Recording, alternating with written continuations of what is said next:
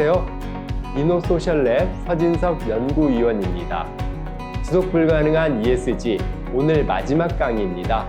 8번째 강의 주제는 순환경제는 불가능하다 이 주제입니다.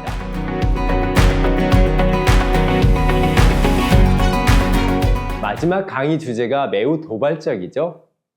이미 순환경제가 거의 불가능하니 이를 전제로 시스템을 설계하자 하는 취지입니다. 이 관점에서 한 기업 사례를 보려 하는데요. 순환경제를 구현하기 위해서 일찍이 다각도로 부단히 노력한 기업입니다. 글로벌 바닥재 기업 인터페이스 사례입니다. 글로브스캔과 서스테이너빌리티는 1997년 이래로요. 매년 지속 가능성을 이끌어가는 기업을 조사하고 있는데요. 이 조사가 시작된 이래로 지금까지 10위 안에 계속 든 기업이 인터페이스가 유일합니다. 2024년 조사에서도 5위를 기록했죠. 최근에 한 조사 결과도 눈에 띕니다. 세계경제포럼과 맥킨지에서 건축 환경 순환성 이 주제로 2023년에 처음 평가했는데요. 그 결과 슈나이더 일렉트릭, 홀심, 그리고 인터페이스가 대표적인 기업으로 선정되었습니다. 인터페이스는 이렇듯 CSR 대표 기업으로 많이 꼽힙니다.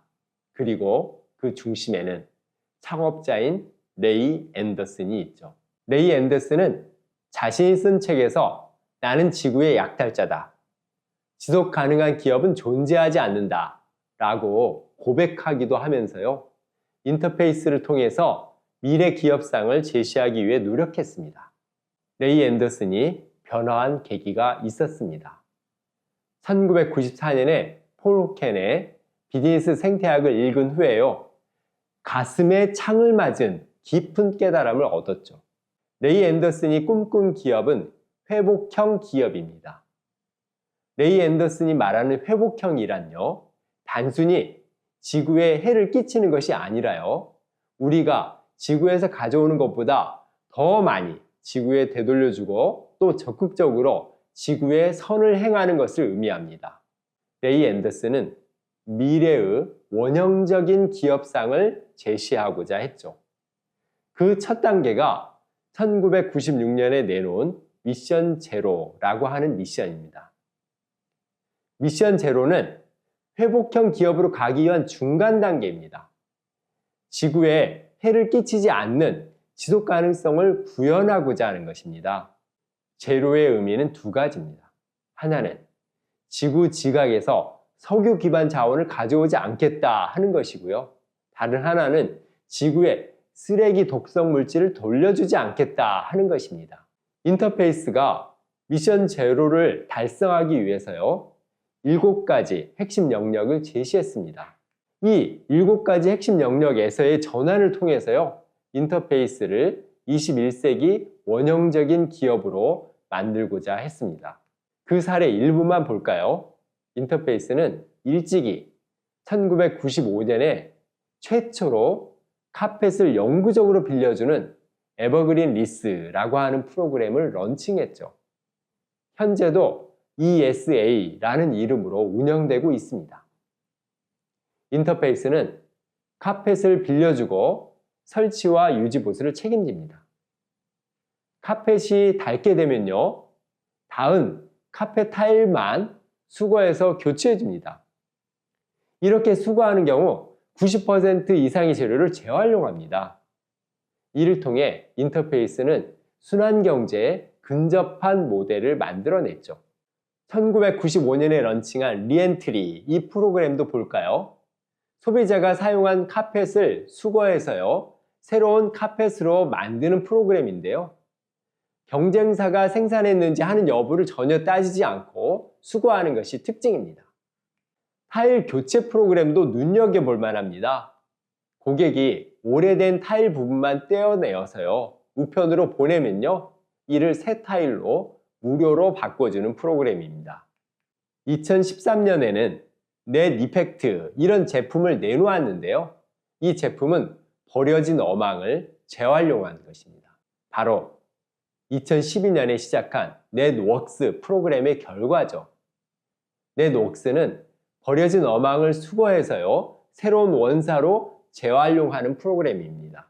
버려진 어망을 수거함으로써 바다 환경을 보호하고요, 또 수거 인센티브 프로그램을 통해서 어촌의 자립도 돕는 포용적 비즈니스 모델이죠. 미션 제로는 레이 앤더슨이 사망한 이후에도 이어졌습니다. 2018년 기준 데이터를 볼까요? 판매 제품 중에서 재활용 또는 바이오 기반 재료 사용 비중이 60%까지 올라갔습니다. 미션 제로는 회복형 기업으로 가는 첫 번째 단계였죠. 인터페이스는 2016년에 클라이밋 테이크백이라는 새로운 미션을 통해서 두 번째 단계로 돌입합니다. 부정적 영향을 줄이는 것을 넘어서요, 긍정적 영향을 만들겠다 하는 것이죠. 새로운 미션이 추구하는 것은 궁극적으로 복원력 있는 기업을 구현하는 것입니다. 탄소 배출을 예로 든다면요, 탄소 배출 감축으로 기후에 대한 부정적인 영향을 줄이는 것은 한계가 있다는 것이죠. 여기에서 더 나아가서요, 대기로부터 탄소 제거를 적극적으로 증가시켜야 한다는 전략을 펼칩니다. 그 예 중 하나가 2020년 10월 세계 최초로 내놓은 탄소 네거티브 카펫 타일입니다. 바이오 재료를 도입하고요, 더 많은 재료를 재활용하고요, 또 탄소 저배출 제조 기술을 사용해서요, 탄소 네거티브 카펫을 만들었죠. 물론 아직은 전 과정에 걸친 탄소 네거티브는 아닙니다. 크레들에서 게이트까지만 일부 제품에 한해서 네거티브를 구현한 것이죠. 인터페이스는 이후에도 지속적으로 탄소 네거티브를 위해 노력했죠. 그 결과 2023년 2월에는 베킹 제품의 제곱미터당 탄소 발자국을 마이너스 0.3kg까지 낮췄습니다. 인터페이스는 2024년 8월 기준으로요, 탄소 네거티브 제품을 모두 38종 내놓고 있습니다. 인터페이스의 실험을 간단히 살펴봤는데요. 그렇다면 레이 앤더슨의 회복형 기업 실험은 성공했을까요? 안타깝게도 레이 앤더슨이 2011년 사망한 후 인터페이스 실험의 동력이 다소 떨어졌다 하는 평가가 있습니다. 인터페이스가 회복형 기업으로 가기 위한 노력을 보여줬지만 아직은 많은 한계 또한 가지고 있는 것은 사실입니다. 하나의 예로 고급 비닐 타일 LVT죠. 인터페이스는 이를 2018년에 출시했죠. 인터페이스는 재활용 가능한 PVC로 만들고 있다고 하고 있죠. 그러나 고급 비닐 타일의 주 소재인 PVC는 생산 과정에서 독성 물질을 방출하고 있고요, 소각 시에는 다이옥신 등 화학 물질이 또 배출되죠. 한마디로 질 나쁜 플라스틱이죠. 이에 PVC 사용을 줄여야 하고요, 사용하더라도 반드시 분리수거를 철저히 해야 할 것입니다. 인터페이스는 이에 대한 노력을 펼쳐야 할 것입니다. 또 하나, 미션 제로 목표도 어려워지고 있습니다. 레이 앤더슨이 지구 지각으로부터 석유를 가져오지 않겠다 했는데요, 안타깝게도 재활용 소재 비율은 2018년 60%에서 2023년에는요 51%로 더 떨어졌습니다.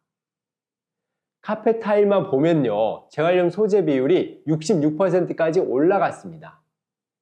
그러나 새로 출시한 고급 비닐 타일은 39%, 고무 바닥재는 9%로요 매우 낮은 비율을 보이고 있습니다. 레이 앤더슨의 실험을 한마디로 말하면요, 파괴의 경제를 회복의 경제로 만드는 것이었습니다. 비즈니스 생태학에서는요, 회복의 경제를 모든 행위가 의도와 상관없이 환경을 위한 행위가 되는 시스템, 이렇게 말하고 있습니다. 회복의 경제를 어떻게 지속가능 경영에서 구현할 것인가 하는 것은 어려운 과제입니다. 간단히 두 가지 문제 제기를 해볼까 합니다. 첫째는 통용되는 사회적 가치의 한계를 극복해야 한다 하는 것입니다. 현재 우리 사회의 사회적 가치의 눈높이는 시장 기준에 가 있습니다. 그렇기 때문에 좀 더 나은 개선은 장려할 수 있어도요, 사회 문제의 궁극적인 해결을 제시하지 못합니다. 파괴의 경제를 기준으로 삼고 이 기준보다 나은 가치를 창출하는 것이 회복의 경제다, 이렇게 말할 수는 없을 것이기 때문입니다. 대한경제를 추구하는 기업이라면요, 바닷값 대비 나은 사회적 가치를 만들었다, 이렇게 주장하는 것이 아니라요, 기존 경제 시스템이 잘못되었다, 이렇게 말해야 합니다. 자신이 창출한 가치가 플러스 가치라고 얘기하는 대신에요, 그 가치가 정상적인 가치인 거죠. 그리고 오히려 다른 가치가 마이너스 가치인 거죠. 이렇게 얘기해야 하는 것이죠. 둘째는 순환경제가 현 시스템 아래에서는 불가능하다 하는 것을 전제로 하고요, 비즈니스를 디자인해야 한다는 것입니다. 레이 앤더슨이 지속가능한 기업은 없다, 이렇게 진단했는데요, 이것은 현재에도 그대로 적용됩니다. 자신의 기업이 지속가능하지 않다 하는 것을 전제하면요, 비즈니스를 디자인하는 방식이 달라질 것입니다. 석기시대 경제학의 저자인 마셜 살린스는 우리 인류에게 놓인 두 가지 경로가 있다, 이렇게 얘기했습니다. 하나는 더 많이 생산하는 것이죠. 다른 하나는 더 적게 원하는 것입니다. 비즈니스 디자인도 결국 이 문제에 봉착할 수밖에 없을 것입니다. 현재 순환성 지수는 계속해서 악화되고 있습니다. 순환성 지수는 2018년에 9.1%였는데요. 물론 이 수치도 낮습니다. 그런데 2021년도에는 8.6%로 더 떨어졌습니다. 순환경제 이야기가 마치 유령처럼 떠돌고 있습니다. 우리가 더 생산하고 더 소비해도 순환경제를 만들어내면 우리 시스템이 지속 가능할 것 같다 하는 착각을 만들어내고 있습니다. 그러나 순환경제는 요원합니다. 그러면 방향은 명확합니다. 순환경제가 현재 실현되고 있지 않다는 것을 전제하고 생산과 소비를 설계하기 위한 노력을 병행해야만 할 것입니다. 불의 옥잠이 호수에서 번식하고 있다고 해봅시다. 날마다 2배 넓이로 번지고 있습니다. 이를 가만히 놓아둘 경우 한 달 후에는 불의 옥잠이 호수 전체 넓이를 가득 채운다고 해보죠. 25일째쯤 되면 사람들이 경각심을 느낄까요? 아마도 그렇지 않을 것입니다. 단지 3.1%밖에 차지 않았을 테니까요. 그러나요, 불과 5일 만에 호수 전체를 가득 채울 것입니다. 과연 우리에게 남아있는 시간이 도대체 얼마나 될까요? 현재의 ESG의 방향과 속도로는 1.5도 목표도 지구 생태계의 안정성도 지켜내지 못할 것입니다. 현재의 ESG가 지속 가능한 것인지 불가능한 것인지 우리 모두 좀 더 주의 깊게 들여다봐야 할 것입니다. 이상 지속 불가능 ESG를 8개의 강의를 통해 알아봤습니다. 고맙습니다.